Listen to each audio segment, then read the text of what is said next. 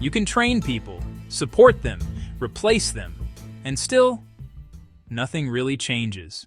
When something isn't working, the instinct is simple. Fix the people.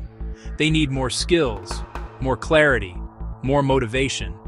So we train them, coach them, replace them, and expect different outcomes. But over time, the same patterns come back. Different people, same behavior, same delays, same decisions, same results. It feels like coincidence, but it isn't. Because people don't operate in isolation. They operate inside systems, and systems shape behavior through incentives, constraints, expectations, feedback loops. That's what actually drives what people do.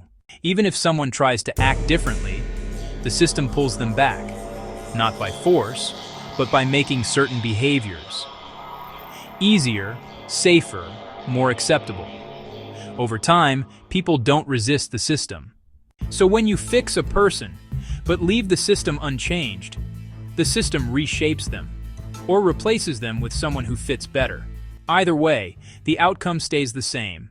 The problem is not the people, it's the environment that defines what works, what gets rewarded, what gets repeated.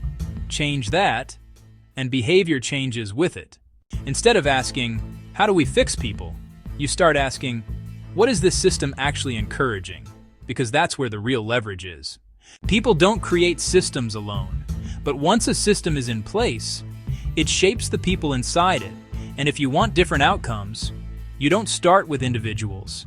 You start with what surrounds them. If you want to understand how systems shape behavior and how to change that, subscribe.